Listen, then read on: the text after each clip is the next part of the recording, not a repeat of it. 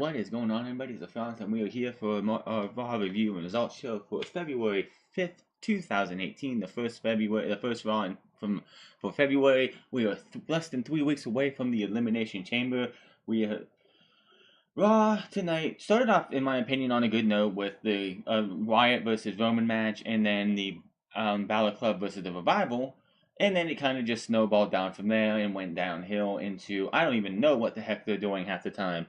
You have Kurt Angle coming out, naming the women's elimination chamber participants, which 4 of the 5 were correct in that leaked advertisement. I think we're going to have something change about that next week. I'm not sure.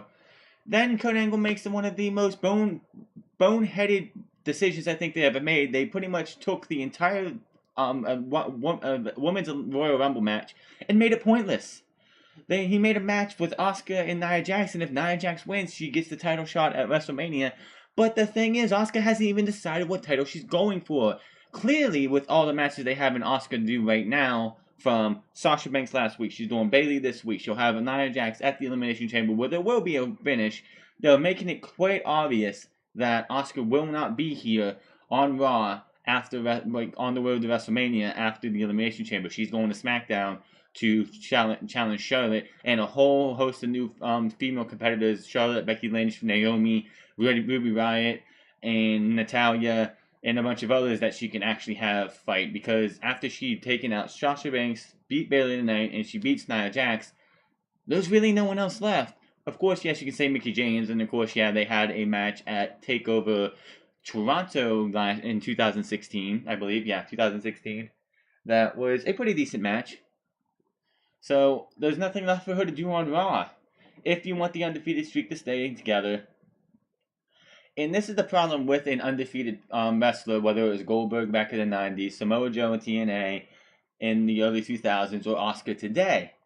It's hard to keep the competition coming to give them viable competitors. I mean, hell, you had not Asuka, but Nia Jax tonight in a squash match. Like, I thought we were over this with Nia Jax, but of course, with her being the big woman that she is, and the irresistible force they're calling her now, it's hard to find competition for her. So what do? They gave her a squash match, which was okay. Why?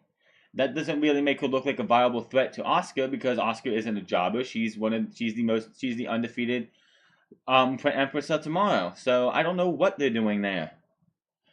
And of course, you had two qualifying matches, and I'll talk about what I was thinking in my head, what I was thinking about when I talk about the first match, which was Roman Reigns versus Bray Wyatt. But before we get to Monday Night Raw, last week before the show, Papa Roach, who I guess is doing the Raw theme now, tweeted out, "Make sure to pay attention to Monday Night Raw." Raw started out, no theme song, nothing. Earlier today, WWE tweeted out that Papa Roach's new song is the theme for Monday Night Raw. Come to Monday Night Raw, no theme song, no opening package. I'm like, am I missing something here? Is my version of Raw like cutting out the first few seconds when they do the opening package? Because even through the night, you don't even hear a Raw theme. So what are they doing with that? Are they going to have the opening package? Maybe it's not done right. Maybe Kevin Dunn screwed up somewhere. But it's been 2 straight weeks, and I have not heard a Raw theme yet. Like a new Raw theme, like they're supposed to start with a new Raw theme. Haven't seen anything, haven't heard anything, so I don't know what they're doing. So that's just something that, like, you're talking about this new theme that you're supposed to be using, but I haven't seen it yet. Haven't seen the opening video package for Raw that you're supposed to be using now, so I don't know what they're even talking about. But that's just something I want to get on there, because it's just really weird that they're doing that. Monday Night Raw opened up today with Bray Wyatt and Roman Reigns talking trash to each other and how they're going to beat the other one for the Elimination Chamber. You know, typical garbage WWE banter. It was nothing special. We did have a triple threat match between Elias, John Cena, and Braun Strowman tonight, where he gets the 6th spot in the Elimination Chamber, which there was only one real option for this, but I'm really surprised they went with this, because he needs it over the other 2. Asuka versus Bayley, of course, and the Bar versus what was supposed to be Jason Jordan and Seth Rollins. We'll get to that later on. And of course, we had Roman Reigns versus Bray Wyatt to start the show. They didn't advertise this one, and WWE's got a problem with this entire. We have since last week as well. We had 4 weeks. Now we have 3 weeks till the Elimination Chamber. Why did you not advertise any single one of these matches except for the one that will decide the final participant next week? Which, the way they did this whole thing with the Women's Elimination Chamber, if they don't follow this up, then I don't know what's the point of having Alexa Bliss come out and air her grievances about this, but we'll get to that in a minute. But Wyatt versus Roman, and then they had The Miz versus Apollo Crews, with the winners of those going to the Elimination Chamber. So yeah, they started off with the trash talk between, like, you had Wyatt on the Titantron talking about how Roman is his mortal enemy, and how last year he won the WWE Championship on SmackDown in the Elimination Chamber. Yeah, the championship that you won, that you lost a month later, so they could give the title to Jinder Mahal because they didn't think that you and him would have been a good enough feud. So they moved you to Raw, which killed all the momentum that you had coming out of the Elimination Chamber. Why they did that still baffles my mind, that they decided, well, let's give the title to Jinder Mahal because, ooh, he's got abs now. He's got muscles now that we all know enhanced scientifically. There is no freaking way he came out. He went to the gym and a month later looked like that. It's just impossible. There's no way he's not taking some kind of drugs, and the fact that they let him get past that, it's beyond me. So, yeah, they like to mention that a couple times, and I'm like, yeah, WWE likes to remind you of the ball they dropped with Bray Wyatt, and how they ruined his push and his ascension to the top, which he should have won the title, went the Elimination Chamber. Heck, he should have won the Royal Rumble, in my opinion. Randy won the title in the Elimination Chamber. Randy lose the title to Bray Wyatt. Bray Wyatt win it at WrestleMania and go to all the way to SummerSlam or beyond and lose it to AJ Styles, and AJ Styles holds the title to WrestleMania. But that's neither here nor there. So, show started off, of course, with Bray Wyatt versus Roman Reigns. The usual shoulder into the post spot comes really early. That's something I was listening to a SmackDown review of last week from Dave Meltzer and Brian Alvarez, and they talked about, and I didn't really think about it, but when they said it, I was like, yeah, they do this spot a lot. The spot where someone's in the corner, someone tries to rush in with a shoulder shot to them, they sidestep them and they hit the post. They do it all the time, it seems like. They did it tonight in Roman Reigns' match. I'm pretty sure they did it any other time. But I can't remember the last time an episode of Raw or SmackDown did not feature that spot. And that's just... It's just like the Tower of Doom in a multi-man or a multi-tag team match. It happens too much, and they kind of need to ease it back because it just makes everything so repetitive. There are different bookers for different agents for each one of these matches. Do they all have to have the same idea of, oh, you're gonna go into the post, you're gonna go into the corner, they're gonna try and shoulder tackle you, sidestep them, hit the post? Because that's a really, really awesome idea because it happens all the time. Really cool spot where Roman Reigns takes down Bray Wyatt. Bray Wyatt rolls to the outside, and he's just sitting there he's playing possum. He's playing possum at this time. Has his face on the apron, trying to catch his breath. Roman Reigns comes for the drive-by. Bray Wyatt pops back up and nails him with the clothesline. That was pretty awesome. He did throw him into the steel steps too before they went to break. They come back from break, of course, and Wyatt was in a rest hold on Roman Reigns, who fights out of it. Samoan drop by Roman Reigns. Roman clothesline in the corner, stopped by he got like 2 or 3 of those off, and Wyatt tries to hit the Uranagi, blocked by Roman Reigns, who ducks the clothesline and gets hit with a gut shot by the running shot with his gut by Wyatt. Wyatt has Roman on the top turnbuckle a little bit later. Superplex stopped. Roman knocks Wyatt down, but Wyatt at the chop goes up and says, anyone but you, Roman. Anyone but you. Roman then, drops down, picks him up, and hits a sit-out powerbomb, which, quite honestly, I think Roman Reigns should, incorporate the sit-out powerbomb as a finisher here and there. Stop, just using the spear is one thing, because it just gets kind of boring. What's nice about guys like AJ Styles and John Cena, who can do it too, and others, is that they don't always win with the same move. You have Styles who wins with the forearm, Styles who wins with the calf crusher, Styles who wins with the Styles Clash. And he also wins a couple roll-ups too. Roman, it's miss a clothesline, spear, 1, 2, 3. Every time. Every time he wins. And by the end of this night, I'm going to tell you why I think Roman Reigns should not be facing Brock Lesnar at WrestleMania. Just hold on for that. Superman punch missed into the Uranagi, then a senton for a 2 count. That was pretty awesome. Sister Abigail blocked into a roll-up for a 2 count. Superman punch for another 2 count. Spear blocked into a Sister Abigail for only a 2.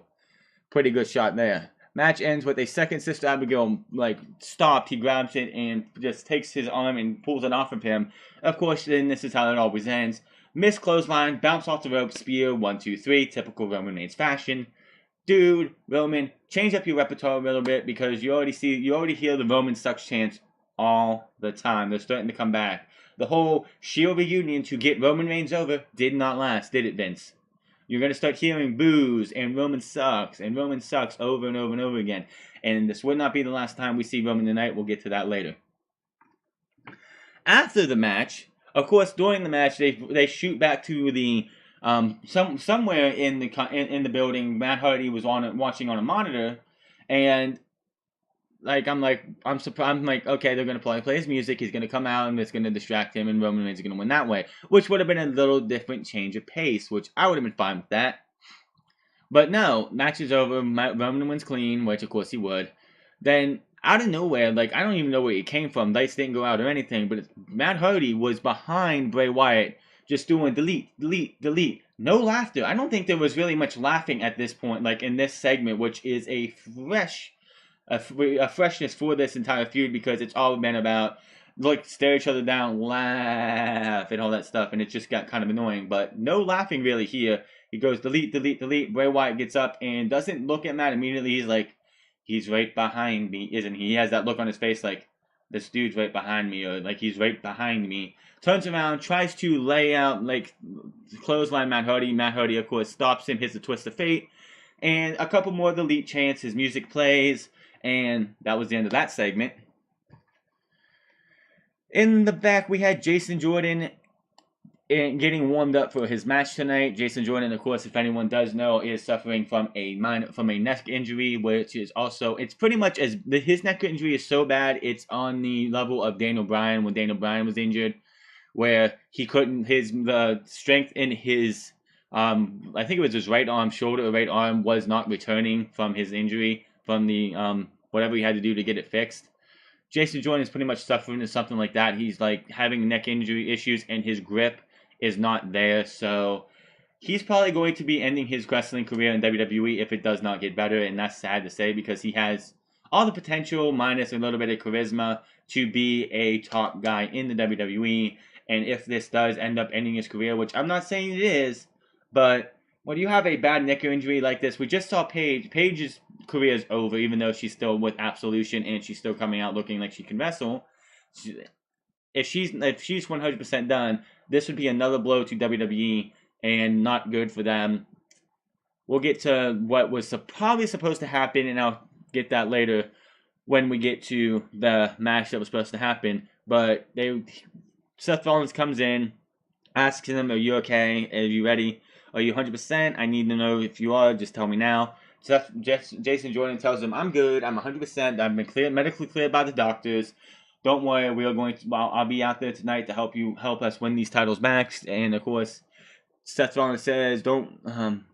You don't have to worry. It's not about me. It's not about you. It's about us getting our titles back. Let's go out there and take back our tag team." He was very on the emphasis of team titles, and they both smile as we go to break.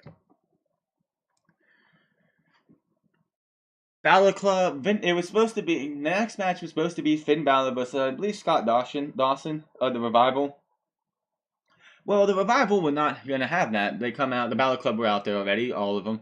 And you had the Revival come out. The Revival was like, "We are tag team specialists. And we don't care for singles matches. So, Balor, if you want to have one of your boys over there join you, we'll make this a tag team match." Balor Club, of course, talks it over for a bit. Gallows decides to get out of the ring. Him and Carl Anderson volunteers. And you have the Balor Club of Finn Balor and Carl Anderson versus the Revival. I like the fact that they decided, this is one thing about tag teams, I don't like when they go, well, an established tag team like the Revival and an established tag team of Gallows and Anderson, or Finn Balor, who's a single star mostly, Let's have them be in singles matches just to, you know, be for the heck of it. I like the fact that Arrival came out and was like, we're not having this as a singles match. We're making this a tag team match because that's our specialty. We're not going to have none of this. You can probably beat, pretty much saying you could probably beat us in a one-on-one match, and we want to have a better chance at winning this match, which, of course, they do not. I think the Revival have taken a back seat, and the Balor Club is going to be getting a push-ish for to what, I don't know. Maybe they'll challenge for the tag team titles at the Elimination Chamber. Maybe they'll challenge for the tag team titles in the Intercontinental title at WrestleMania. Or maybe Gallows and Anderson will be tag team champs going into WrestleMania. And Balor will win and go in for the Intercontinental title at WrestleMania. Balor, of course, as we all know, lost to John Cena last week. And that was like, everyone was like, why would they do that? Why didn't they give Balor a shot at being in the Elimination Chamber? That was not Balor's last chance. I will tell you this. I forgot to mention this before, and I was going to. During the Bray Wyatt and Roman Reigns match, that match was a pretty good match in my opinion. Bray Wyatt, the close calls a couple times for Bray Wyatt to come close to beating Roman Reigns was like, I was like, what if for this match, Roman was to lose because Bray Wyatt, not clean, but like Matt Hardy's trying to screw Bray Wyatt out of the match and cost Roman Reigns the match. And what if next week, and I was thinking this, I swear to God, thinking this, during this match, what if Roman lost this match and everybody, of course Kane not, but the other losers of the 4 matches, because the 4 matches, the losers face off in a fatal 4-way. The winner of that match goes to the Elimination Chamber as the 6th and final competitor. And lo and behold, before the main event, they announced that next week Apollo Crews, who loses to Miz later in the night, Finn Balor, Matt Hardy, and Bray Wyatt are all going to be in a fatal 4-way last chance match for the chance to go to the Elimination Chamber. Now, the reason this is happening, there was speculation that Jason Jordan and Seth Rollins were supposed to be in this chamber match. Why they are not is because it came clear. Jason Jordan is injured. He's not going to be at WrestleMania. And like I said, his career might be over in faster than it could have been. If it is, I feel terrible, and I would not want to see somebody go through this. But quite honestly, I know it was going to probably happen because they said at Raw 25 that Jason Jordan and that shot from Seth Rollins to Jason Jordan was the first seed planted in what was going to be a match between those two at WrestleMania. I'm pretty much going to go on record and say that match is off. That match isn't happening. What was going to happen at the Elimination Chamber, if those two were in the match, was Seth was going to pin, or one or the other was going to cause the other one to get eliminated. Most likely, Seth Rollins is going to get eliminated by Jason Jordan, or be caused by Jason Jordan to get eliminated. And then the next night on Raw, they scuffle, and then it builds to the elimination to WrestleMania, which would be another month and a half. So the reason that Seth Rollins, it's like, why not put Seth Rollins in this still? Because they don't have anything for Rollins. The only reason he was going to be in the Elimination Chamber was to finally put some fire on the wood that would stack for a Seth Rollins and Jason Jordan match at WrestleMania. It was going to happen in the Elimination Chamber. Since that didn't happen, Seth Rollins has nothing to do for WrestleMania now unless Samoa Joe comes back. Or I don't know what they're going to do for Seth Rollins, because if Jason Jordan is unable to compete at WrestleMania, which would be a shame because it would be his first singles match at WrestleMania, and to a lot of guys who in that building or in that company, it is like one of the biggest things you could do. So for him to miss WrestleMania, and if he's having problem with his grip and it doesn't come back in the next month, I'm pretty sure WWE is going to have to just be like, well, Jason, you're disqualified from wrestling in WWE, and there's nothing else we can do. He could probably be a trainer in NXT in the Performance Center, but there's nothing else they could do. It would be sad if that happened. I'm probably speculating a little too far, but it's really a serious injury. And also, as we know, Sheamus is also having problems with his neck, supposedly. The Sheamus spinal stenosis thing, I'm kind of questioning because this guy's still wrestling at a high level that he is, that there's no way that he should be wrestling as much as he is and how hardy he is with spinal stenosis. So that one I still question, but the Jason Jordan one, when it comes to Jason Jordan's neck injury and Sheamus' neck injury, they're protecting Jason Jordan more than they are Sheamus, so Sheamus' neck injury doesn't seem to be as bad as Jason Jordan's. So again, getting back on the show, Balor Club does go over the Revival. Pretty good back and forth match. This was a good match too. The first two matches of the show were pretty darn good. Anderson tags in towards the end, running knee jump. I thought it was a running knee, like a running in the corner, but on further replay, it was actually, he looked like he was doing a running knee, but at the last second, he pulls his leg back and actually kicks Dash in the face. Anderson with a double-A spinebuster, beautiful spot. The three people who I've ever seen make that move look good are Arn Anderson, Triple H, and Carl Anderson. So yes, that double-A spinebuster is in good hands with Carl Anderson because he does use that spinebuster very well. Bobby Roode does it too, but it just feels like it's a little bit nicer from Carl Anderson than it is Bobby Roode, and that's saying a lot. Match ends when Balor tags in. He hits the sling blade as Carl Anderson goes off to hit Dash outside. Kicks to Dawson, coup de grace for the 3 count. And the winners are the Balor Club. Then we had after that we had Kurt Angle in the back talking to Alexa Bliss about, you couldn't hear anything, you know, it's that they showed the live feed but they don't have the mics on, so you don't know what they're talking about. Of course, Kurt Angle comes out to the ring and he is going to announce the women for the Women's Royal Rumble match, and I was a little shocked and then a little disappointed with the results. I'd like to announce who's going to face Alexa at the Elimination Chamber match. First up, Women's Champion, former champion, Bayley. And next is Mandy Rose. And the 6-time Women's Champion, Mickie James. So, to the few who watched my news, rumors, and predictions last week, which will now be known as Unscripted, the Las Vegas advertisement for the Elimination Chamber had the first 3 and Nia Jax in this match.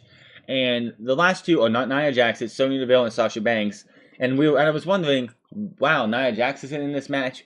Kurt Angle's announcement for Nia Jax really did not make me happy, and a lot of people too. And it makes the entire Women's Royal Rumble match kind of pointless. And I hate to tell you so, I told you so, but the Women's Royal Rumble match was a big letdown, and they're just saying, well, we made a mistake on that, so let's try and do something else.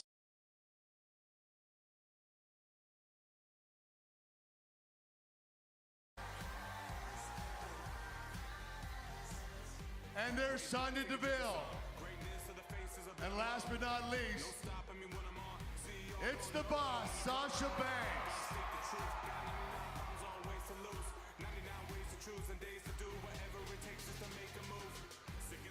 Now, conspicuous by her absence is Nia Jax. But I'm excited to say that I have a match for her at the WWE Network's pay-per-view Elimination Chamber. It will be the irresistible force Nia Jax versus the Empress of Tomorrow, Asuka. Hold on a second. Asuka is slated to face the champion at WrestleMania regardless. But if Nia Jax wins that match, she will be added to the match at WrestleMania. It will therefore be a triple threat match for the Raw Women's Championship at WrestleMania. 2 problems with this. First off, Asuka hasn't decided who she's going to go for. So for them to even make this match before Asuka makes her decision is just stupid. I don't know why they're doing it. Second, what was the point of the women's Royal Rumble match if 2 weeks later, not even that, a week and a half later, you're going to come out and say, well, Asuka's going to face the winner of the Elimination Chamber at WrestleMania, but we're also going to put a caveat out there. If Nia Jax wins the match against the #1 contender at the Elimination Chamber, we're just going to add it to the match because we can. What the freaking heck was the point? There's no reason to even have the Women's Royal Rumble match if all you're going to do is just ruin the meaning behind the Royal Rumble anyway. This is just like when Rey Mysterio won the Royal Rumble and they had Randy Orton goad him into putting up his #1 contendership in a match. I believe it was at No Way Out that year. Rey lost. Teddy Long made the match a triple threat match, and it's like, what's the point? Just like when Batista won the Royal Rumble match. Yes, everybody wanted to see Daniel Bryan in that match. Everybody wanted to see a triple threat match between Daniel Bryan and Randy Orton and Batista. But why not just have Daniel Bryan in the Royal Rumble match and win the Royal Rumble? I hate that WWE sits there and doesn't want to stick to their guns. You had the two perfect winners in the Royal Rumble this year, and one already you're starting to screw up. What the hell are they doing? I have a feeling, I said this last week, that after the Elimination Chamber is over, I guarantee you, somehow, someway, they're going to do some kind of stipulation match between John Cena and Shinsuke Nakamura, and if Shinsuke Nakamura loses, either he gives up, John Cena wins his right to go to WrestleMania instead of Nakamura, or he's added to the match, which is what they're doing right now, and if they do that, it is fucking bullshit, and I'm getting sick and tired of their stupidity, because this just makes no fucking sense. Come on, are you really this stupid, Vince? Are you really this retarded that you're going to do this? This does not need to happen. Hopefully, with what we're going to hear from Alexa Bliss, I don't think this is going to happen because she has some points in this next argument here. Yes, Kurt Angle does tell her that the last time. And by the way, Alexa Bliss's championship reign this time is just as bad as when Dean Ambrose was the United States champion, which was an awful title reign. Yes, it was Dean's first championship, but the guy only defended the title, twice in a year? 3 times maybe? Yes, that's how bad Alexa Bliss is. She's her championship is irrelevant right now. And her match at WrestleMania, hopefully she loses the title. They did tease, and I hope they do it. They did tease a little bit of heelish tendencies between Bayley and Sasha Banks, because Bayley was facing Asuka tonight. So maybe we'll see her turn heel, and maybe we could see one of them win. Bayley needs to win the Elimination Chamber first and foremost. Then it needs to come down to Bayley and Sasha Banks. Bayley needs to win the match by beating Sasha Banks by the skin of her teeth. They hug. She raises her hand, and then Sasha Banks just flat out destroys Bayley and turns heel. Needs to happen. Do not want to see Alexa Bliss versus Nia Jax. So let's see what the grievances that Alexa Bliss has for Kurt Angle. I tried being a good sport about it, but what you're doing is not only wrong, it's completely unjust. And I can't believe you had the nerve to mention the women's evolution with what you're trying to pull. In the WWE, the women's evolution means that the expectations of the men's and women's success are the same. That means they're equal, right? Right or wrong? No, you're correct about that, yes. Well, how come in the women's elimination chamber match the title is on the line? But in the men's elimination chamber match, that's not the case, is it?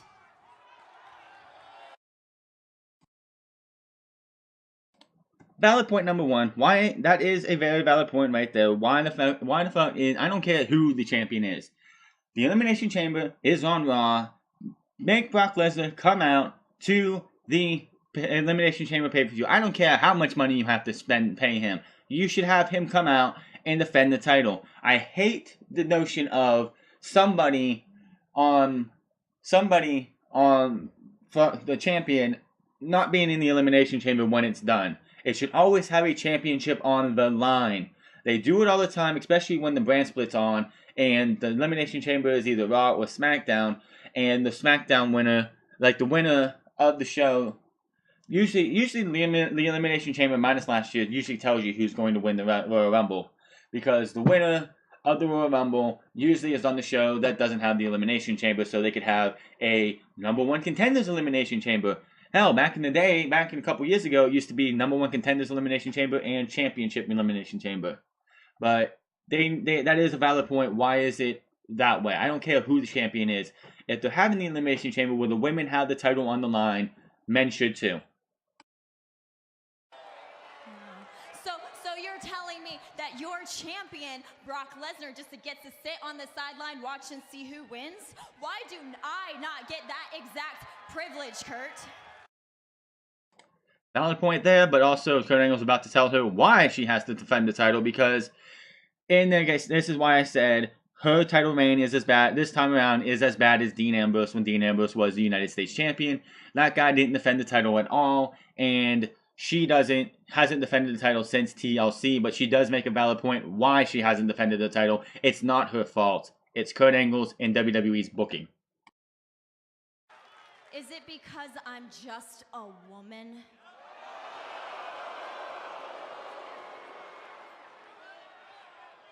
First of all, Brock Lesnar successfully defended his title at the Royal Rumble. I don't know what you're trying to pull here. I'm not trying to pull anything. The last time you defended your title was at TLC in October. Valid point by Kurt Angle, but as she'll tell you right now, that's not her fault. And whose fault is that, Kurt? I don't make the matches, you do. Yep, there you go, right there. She don't make the matches. She's only supposed to be the champion. That's WWE's poor booking. That they spent so much time in December, like the end of December, building up Absolution, or like having it Absolution versus Bayley, Sasha Banks, and Mickie James, and they totally just said, forget the Women's Championship, we're not going to worry about it right now. Oh, and by the way, we're going to do a Women's Royal Rumble in January. So that's not Alexa Bliss's fault. That's WWE's booking fault that she hasn't defended the title. For him to say, well, you haven't defended your title in since TLC, that's not her fault. It's not like she tried to run away and hide. They never gave her opponents. It's all been about, let's bring Absolution up on Raw. They did the same thing with the Riot Squad, but at least Charlotte had a defense at Clash of Champions in December. But it is a valid point that, yeah, she hasn't defended the title since TLC in October, but that's not her fault. That's WWE's fault. I just don't understand why you're treating the men's champion differently than the women's champion. Do you value Brock Lesnar more than you value me?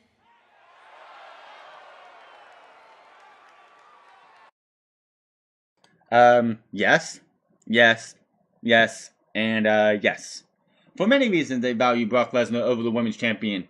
Even though Brock Lesnar hasn't been there every week, the Universal title has been off TV, which kind of kills the legitimacy of that title. I don't care who holds it. If you're gone for 95%, like 85% of the year, that title's not being defended. That title's not being prestigious. So you're sitting at home with the title, which of course the title is in a case at WWE headquarters or on the road while Brock Lesnar's not there. He just goes to the arena and gets the title before he goes out there.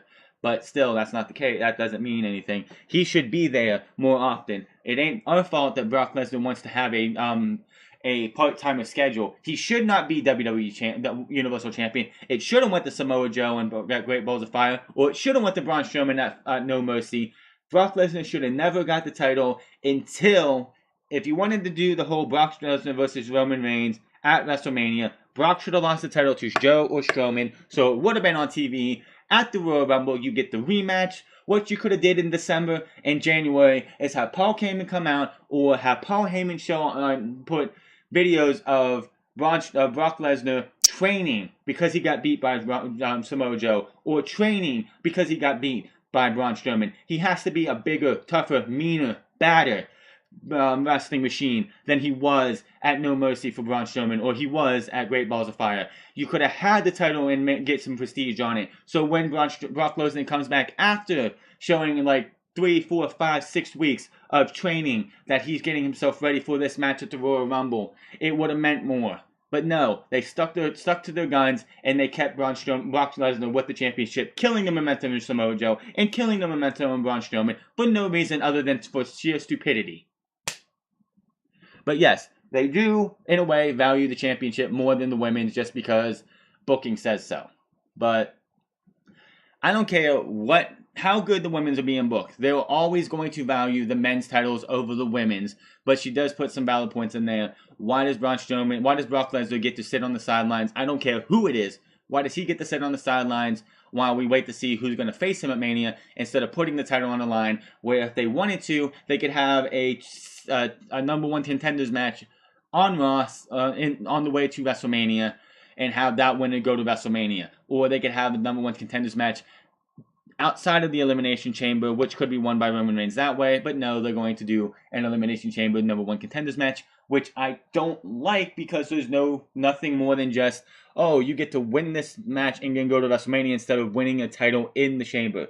The Chamber should only be reserved for championship matches, in my opinion. If you don't like it, let me know in the comment section below if you don't like my opinion.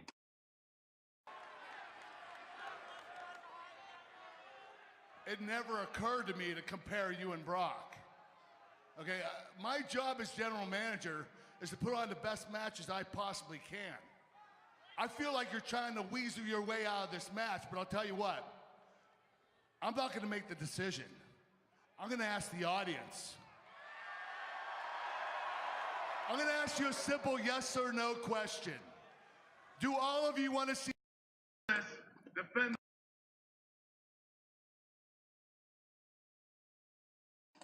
Then, of course, he only asked them if she should be in a title match, if she should be in the Elimination Chamber. He never asked the crowd, do you want to see Brock Lesnar in the Elimination Chamber? So right there, like, that's just showing hypocrisy right there, that you're asking, should Alexa Bliss be in the championship, in the Elimination Chamber, and not Brock Lesnar?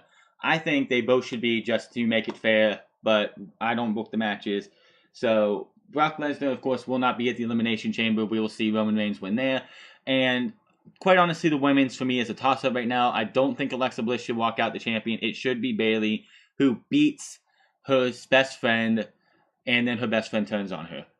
Now, when it comes to Nia Jax, I'm okay with her not being in the Elimination Chamber, because if you're going to put somebody like a Nia Jax in the Elimination Chamber, where she should just be able to wreck everybody in that match, put him in the pod, put him against the pod, wreck them in the pod, pin each and everybody, she should walk out the champion. So having her outside of the match is fine. But the fact that you're going to put her in a de facto number one contenders match for the women's championship, there's only two ways this goes down.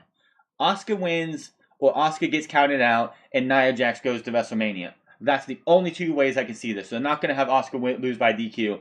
Asuka wins, or Asuka gets counted out, so Nia Jax can win without pinning Asuka and having Asuka lose her unbeaten streak.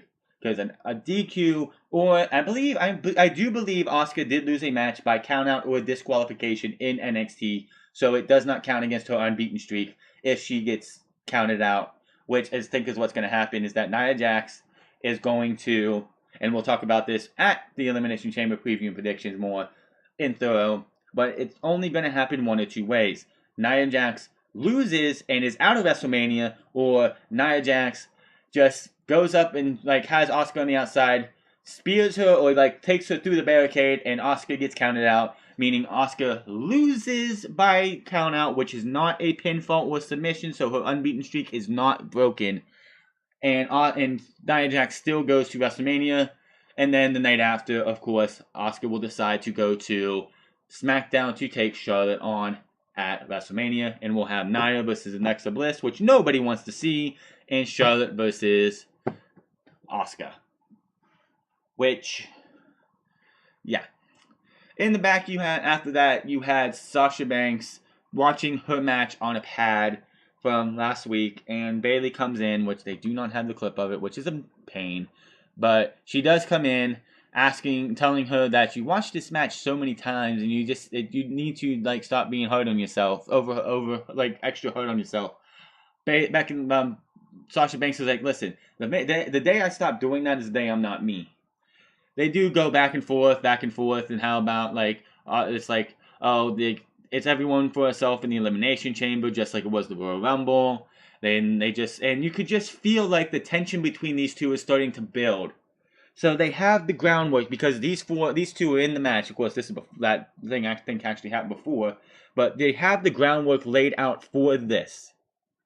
They have the groundwork laid out for this match at WrestleMania. It has to be Bayley versus Sasha Banks, Women's Championship on the line. Give them 20 minutes of just those two. Have Nia Jax lose. She doesn't need to be on WrestleMania.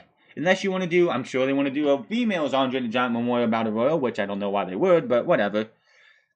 But have these two. It's real simple. It comes down to these two. Bayley, Sasha Banks. They battle for like 5-10 more minutes. Bayley hits a Bayley to belly. Out of nowhere. 1, 2, 3. She's the new Raw Women's Champion. Sasha Banks takes the title from the referee. They hug. She hands her the title. Raises her hand with the title. Rips the title out and just wails Bayley in the face with the title. Has that evil looking smile on her face that she did what she needed to do. And then you have Bayley versus Sasha Banks at WrestleMania. With Sasha Banks being the heel that we've always wanted. They teased it at the Royal Rumble. They teased it tonight. They gotta do it. It's the only one that would actually be worth watching for Raw. Cedric Alexander, Mustafa Ali versus Tony Nese and Drew Gulak. Drake Maverick was on commentary. WWE again also mentioned that he was known as Rockstar Spud. Which, if you can name him Rockstar Spud on WWE TV, then why did you give him such a crappy name like Drake Maverick? It's like I said on Unscripted last weekend.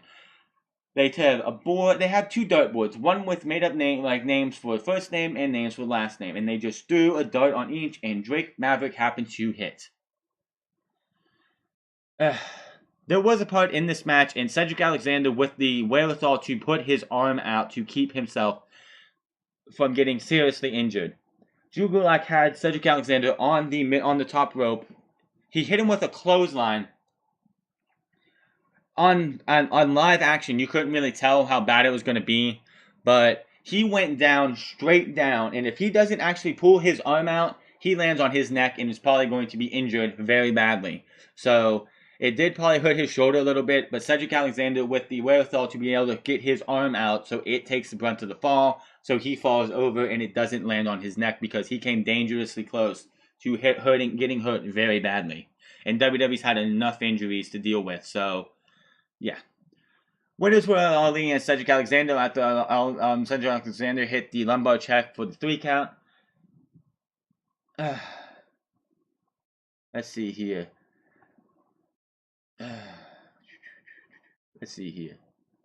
Asuka versus Bayley, which they put a nice little hype package on this. These guys put on a pretty stellar match. This match was like, where was this Bayley when she was feuding with Alexa Bliss? Where was this Bayley when they had the awful This Is Your Life segment? Where was this Bayley for the kendo stick on a pole match? Where was this Bayley half of the year last year, majority of the year after she lost the women's title? She didn't act like this at all. She took it to Asuka tonight in a way that I don't think she's done since she's been on the main roster. She had a heck of a showing in the feed, of course. Asuka ends up winning with the armbar, so I don't know which way they're going with that. Post-match, Asuka stands up, stares down Bayley, who's on the ring, on the ropes. They shake hands, and that was that. It was a pretty good match back and forth. Miz versus Apollo Crews. Winner enters the Elimination Chamber. Miz has the mic, and he has a lot to say about WWE since he's been back and how 2018 is going to be his year. Of course, it's Miz taking credit for a lot of things, like, Raw 25's. Wait for the clip to load here. I have problems with my computer sometimes where the clips don't want to load. But yeah, he comes out and he has that match with Apollo Crews, which I already have a prediction for this Fatal 4-Way next week, which I will talk about when we get through the match. But here is The Miz talking about last week, since he's been back. whenever the thing wants to play. Tonight, I encourage each and every one of you to go outside and look at the sky. Because the constellation will look a lot like this.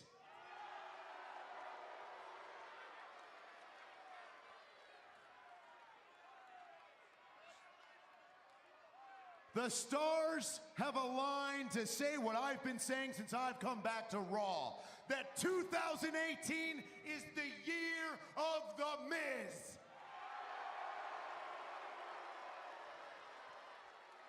And maybe you don't believe in astrology. That's fine. Just look at the evidence that's staring you straight in your face. In my first match back, the 25th anniversary of Monday Night Raw, I regained the Intercontinental Championship by defeating Roman Reigns. That Raw was the highest rated Raw in almost 3 years, and there's only one explanation why.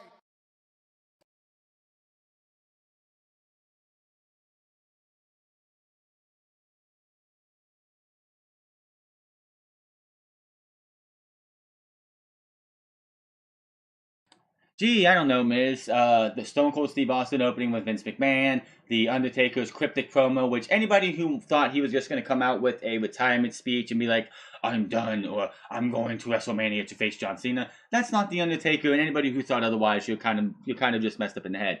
But yes, let that sink in. WWE's highest rating, which was at a 4.0. 4.5 or something for Monday Night Raw for Raw 25, and the Monday before the Royal Rumble, was the highest rated Monday Night Raw since 2015. Let that sink in that it took Austin, Undertaker, DX, Razor Ramon, the APA and those skits in the back, nostalgia acts left and right to get that rating. If that's not a sad tale of how WWE's Raw is nowadays, then I don't know what else has to be showed. That was the highest rating in 3 years, and it's probably not going to get that high again ever. Because by the time they get to Raw 50, all the nostalgia acts from the Attitude Era will be dead and gone by then. So, yeah. And he's going to, of course, take credit for that. He'll take credit for the Eagles winning the Super Bowl, which, thank you, Eagles, for taking the Patriots out so we don't have to listen to Tom Brady being the greatest player of all time again, which he's not. But we're not going to get into football here. Me. And then the very next week, I defeated Roman Reigns again. Roman Reigns is a world-class athlete. He is one of the best in this WWE ring of all time. I think we can cut the brakes there on all-time great for Roman Reigns. I mean, he's only been on WWE's main roster for 6 years, and he's good. He is really good. I'm not going to deny that. He is a good wrestler. He is a hard worker, but he's not even close to in the all-time great conversation whatsoever at all. By this time, of course, John Cena was on top of the WWE, multi-time WWE champion. More than Roman Reigns. He had maybe 4 championship reigns, maybe a couple. He was a U.S. champion and a couple other things. And of course, Roman Reigns needs Vince McMahon's help to get over. He can't do it on his own. Austin, Hogan, Cena all got over on their own. Yes, they had the machine behind them eventually, including Austin. But with Austin, they were able to disguise it a little bit better and make it look like we made him when the machine actually made him. But, nah, not the greatest of all time conversation. I don't think so. Not even close. And yet, he still couldn't contend.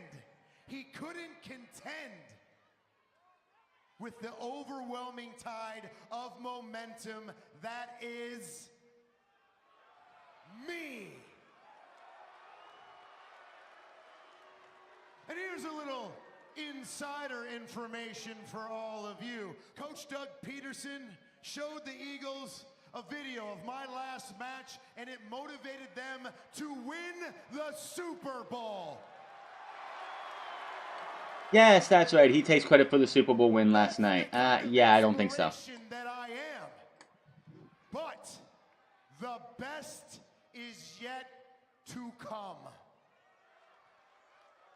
Tonight, I will qualify for the Elimination Chamber and earn the right to face, let me get this straight, the reigning, defending, undisputed, Universal Champion,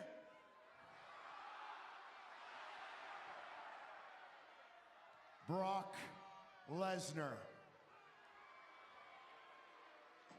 At WrestleMania, In your dreams, buddy, in your dreams. will be rolling for my new unscripted show on USA, Ms. and Mrs. The world will be watching, and my daughter will be born just in time to witness the first ever Intercontinental and Universal Champion, me. Only in your dreams, The Miz. That ain't gonna happen. We all know what's gonna happen. We all know what they're doing. But when we get done with this show, I will explain why I think that Roman Reigns should not win the Elimination Chamber. But it's not right here, right now. Miz wins this match, of course. He does beat Apollo Crews, who he took on in this match. You knew he was going to win. I mean, there was no doubt about this. But okay, so yeah. Of course, from this match, later on in the show, before the main event, they did tell us that we will see Apollo Crews, Bray Wyatt, Matt Hardy, and Finn Balor all in a fatal four-way. The winner will go to the Elimination Chamber, which, because of the Seth Rollins thing with the Seth Rollins and Jason Jordan thing not happening, and I knew that was going to happen. I knew that, if Jason Jordan wasn't going to be in the Elimination Chamber, then they weren't going to have Seth Rollins. What they do with Seth Rollins, I don't know.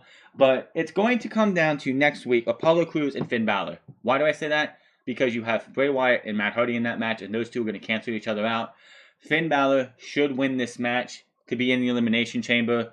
Because The Miz is in there, if you want to set up The Miz versus Finn Balor at WrestleMania for the Intercontinental title, you do it in the Chamber. How would you do that? Well, this is booking here, but I don't think WWE will do it. Finn Balor goes with we're going to have something like when we had Baron Corbin last year in the Elimination Chamber, where he got beat really handily he got rolled up by Dean Ambrose, and then he went ballistic and just threw Dean Ambrose into an empty pod, and pretty much knocked him out of the match.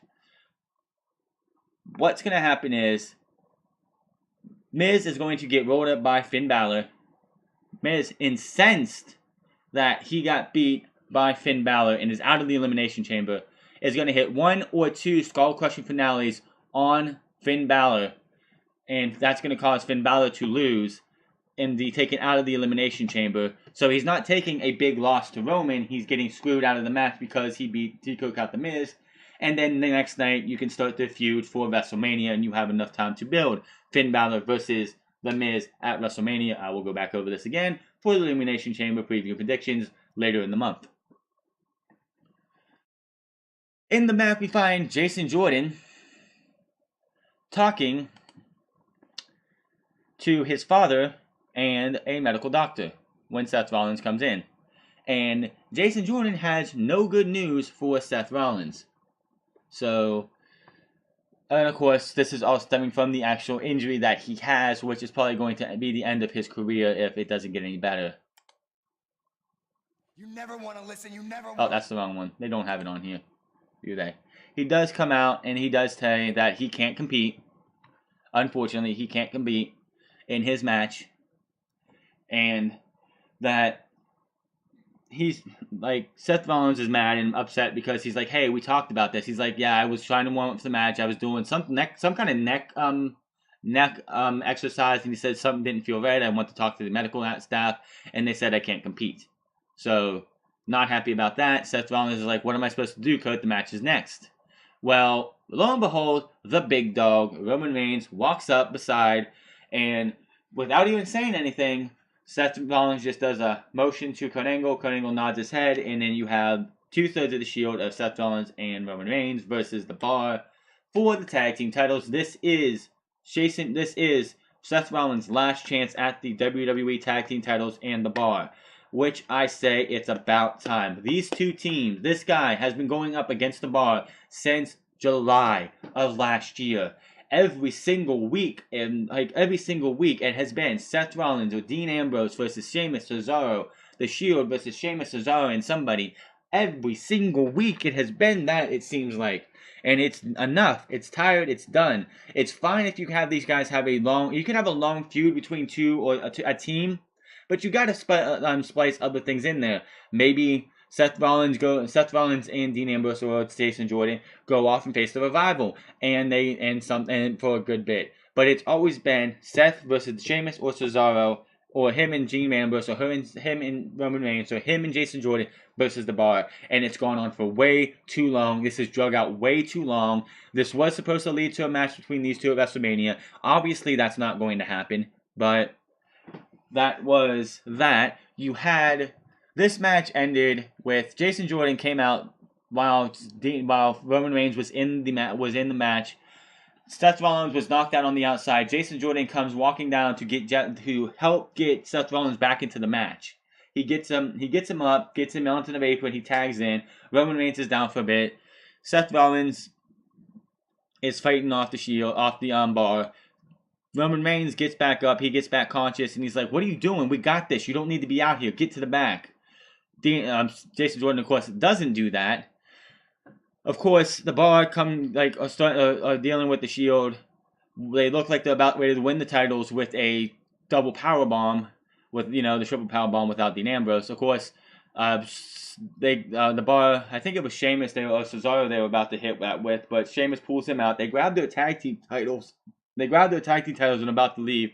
Jason Jordan, who's still at ringside, stops them, tells them to get back into the ring.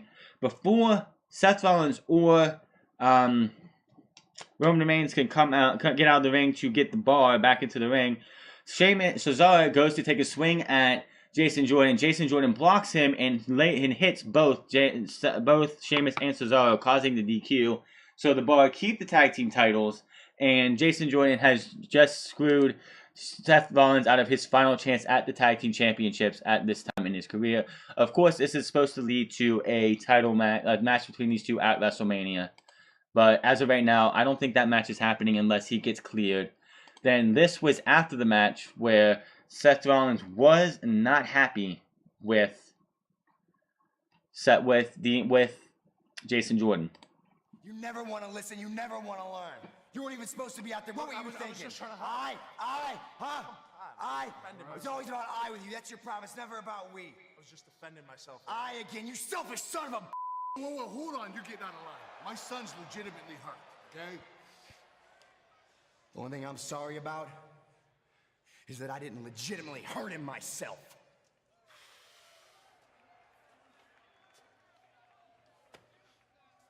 Listen, you need to get out of here. Go home and stay home until you're medically cleared. Okay? He can't talk. Damn it, go home! Go!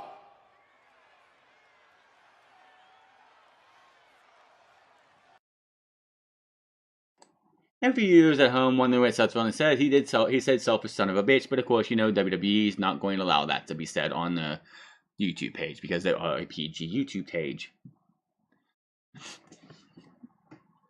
So, I don't know, what they're doing, and yeah, good job for Kurt Angle to actually get loud and, yell at his son, in quotes, to go home until you're medically cleared, which we do not know how long that is going to be, which is a shame for him, because he does have the potential to be a big star if they would actually craft him, build him upright.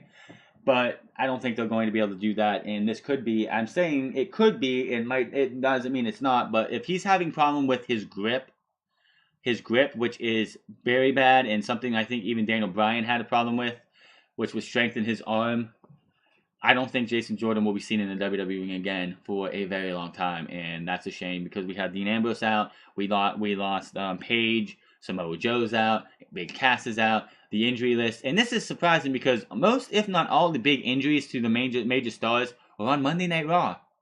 SmackDown, yeah, you have a Cologne who hasn't been seen on WWE TV in forever, and one of the Singh brothers has been injured. Other than that, SmackDown is like the one place of the healthy superstars, while Raw gets all the injuries. I don't know why that is, but that is what it is. Then Nia Jax music hits, and they play a package for her. Why she's the irresistible force? And then I'm like, oh my god, they got her in a squash match again. Then Cole says this is a good way to show how, like, prepare for Asuka. And I'm like, how is this a good match to prepare for Asuka? She's fighting a no-name jobber who she's just beating down. She does have her up in a Samoan, like a fireman's carry, and just press lift her above her head and just throws her down. And then does her running leg drop for the 3 count. That's all that is. But it's like, this woman, like, they don't have anybody else. That's the problem with, like, a woman like Nia Jax, who, if they could, move her to SmackDown so she has more people to fight. But if Asuka's going over there, then I don't know what they're going to do about her.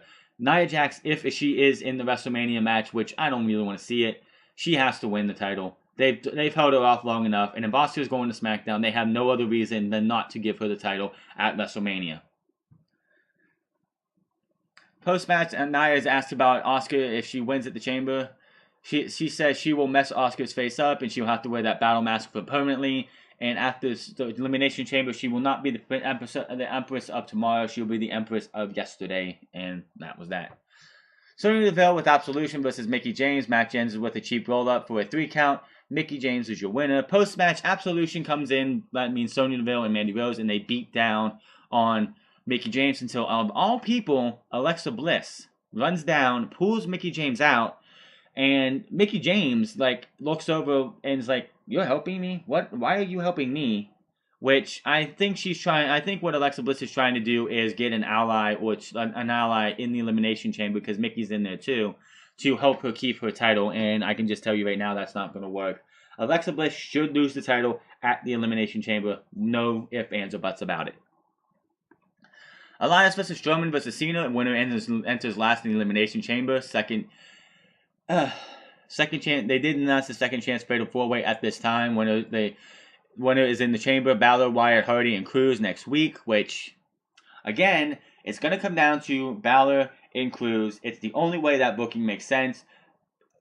Wyatt and Hardy, I can see halfway through this match, or at the beginning of this match, or like probably half towards the end of this match, are going to start fighting their way to the back, and you're going to have a one-on-one match between Apollo Crews and Finn Balor, and Apollo Crews will probably eat the coup de grace and a pinfall next week, but we'll have to wait a week to find out.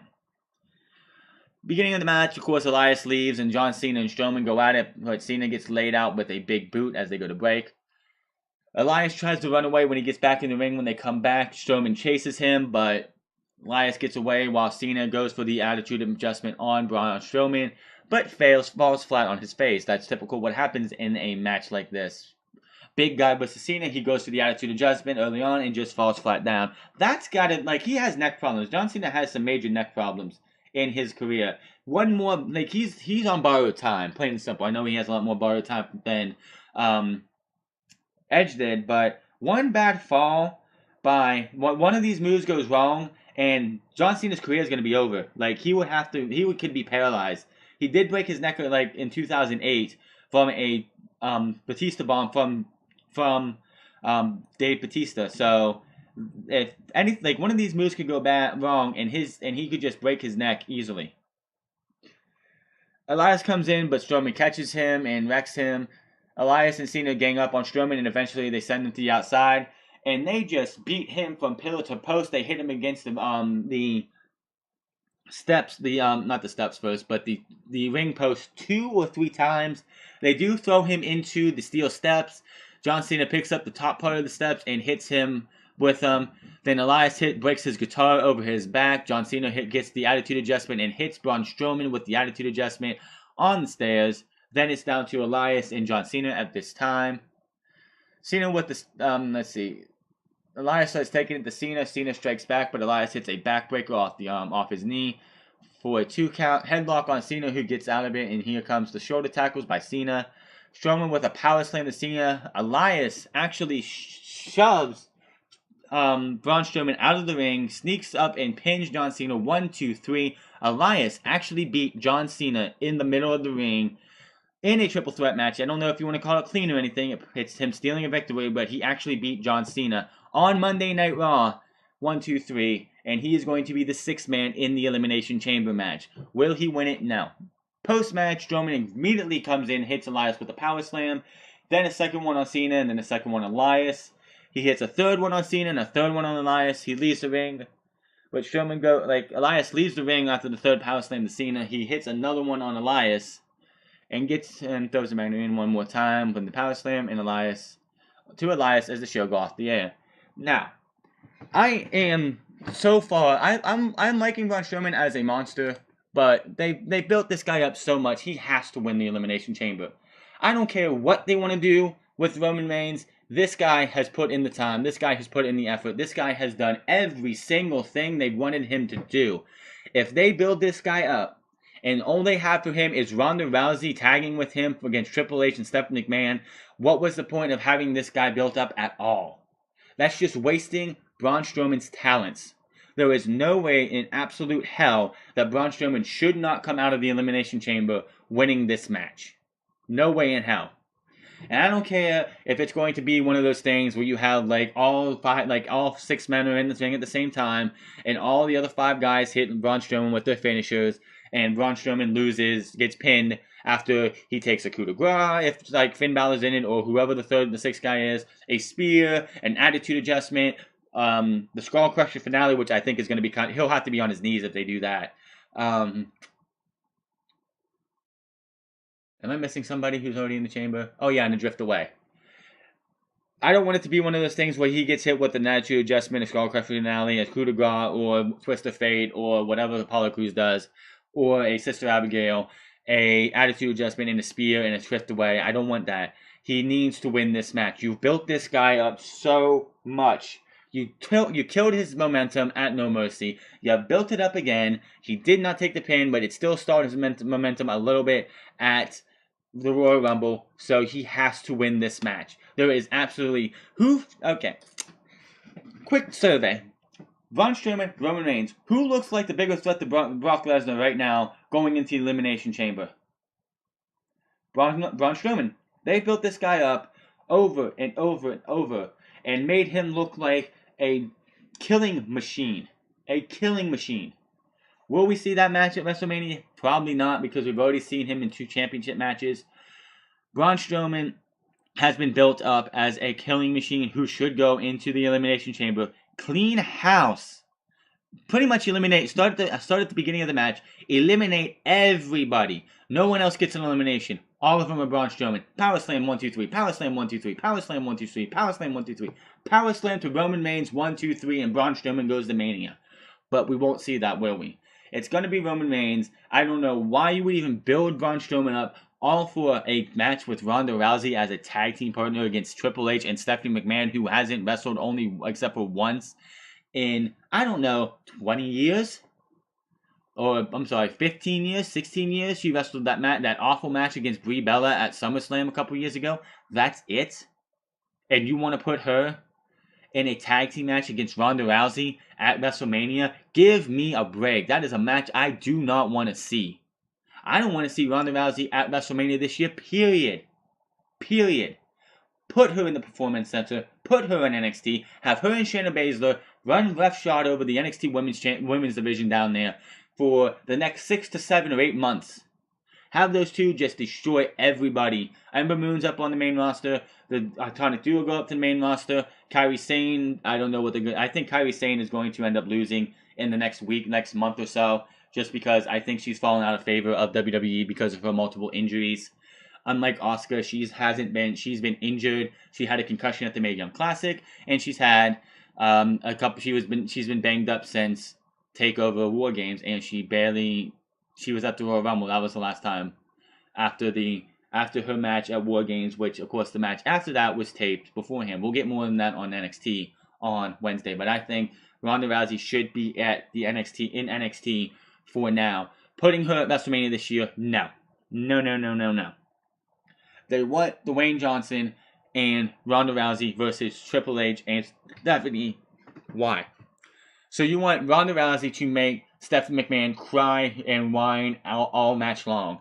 All she's going to do is go in there and Stephanie is going to be scared. She's going to be crying. She's going to be like, oh my arm, get her off me, tag, tag, tag, get her off me, get her off me. Do you really want to see Stephanie McMahon versus Ronda Rousey in a mixed tag match at WrestleMania? Nope, nope, nope, nope, nope, nope. Braun Strowman, no. Put Kurt Angle in there. Give him something to do. Because this should be Braun Strowman versus Brock Lesnar at WrestleMania. Because I'd rather see them set up Finn Balor versus Miz for WrestleMania at the Elimination Chamber, which they can do. So that is your Raw review for February 5th, 2018. I will be back tomorrow for SmackDown Live. You will be seeing this, of course, on the 6th because it is past midnight by the time I get this finished. Make sure to hit that subscribe button, hit that bell for notifications, hit me a comment down in the section below on your thoughts on Monday Night Raw, which to me started off good and just down the hill from there. Make sure to follow me on Twitter at TheFrance, follow me on twitch.tv/TheFrance08. I'm on there every single day unless I take a day off, which I have taken one off, and I am back at that. But I will be back tomorrow for SmackDown and then Wednesday for NXT, and we will be here for Unscripted with TheFrance on Saturday.